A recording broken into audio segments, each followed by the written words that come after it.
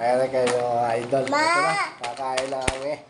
Sarap. Mami. Wow. Sarap.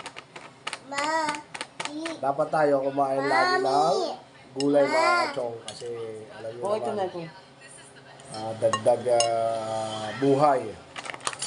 Paano pahaba ng buhay. Kaya sabi ng mga matatanda sa una. Sarap. Nakakatawag talaga. Mamaya na yan.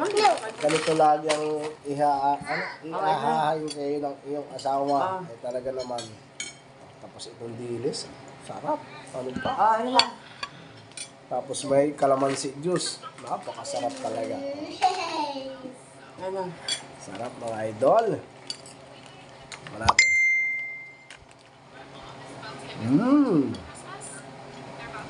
Ayos na naman talagang lalo ka may in love pag ganito. Ang mga ano.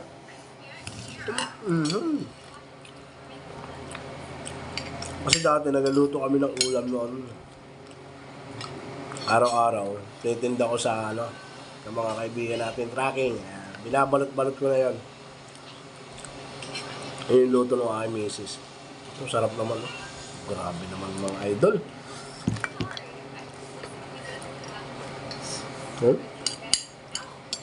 Talaga naman tunay na ano. Basta pag ang babae talaga marunong sa kusina. Ano sarap. Sarap talaga ng mga luto mga idol. Ito lang. May papa mo yan. Hindi oh.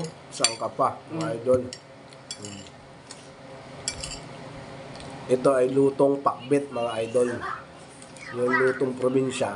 Pero yung iba-ibang klaseng ano, luto ng pakbit ang recipe ng mga may pang Bisaya, may pang pakbit Tagalog, kung tawagin. Ito, pakbit ano to Mindoro.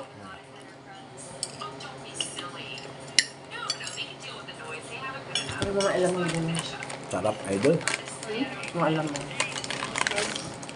At ito lang mga idol, pinakita ko lang yung ulam namin for today's video. Yan. Ito nga, yung pakbet. With yari alam. Tapos, ang pinakang masarap mga idol, eri spicy alamang na galing Quezon. Si Mang Yari. Quezon baga nga Ayan.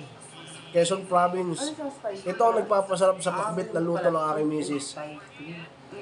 Alamang spicy ni Aling Lulis. Kung gusto nyo tikman yan, may contact naman dito. Sa, ayan o, kaya i-search nyo lang sa Facebook page ni Aling Lulis. Yummy po yan. Napakasarap na alamang. Pag kayo gusto magpakbet, ayan.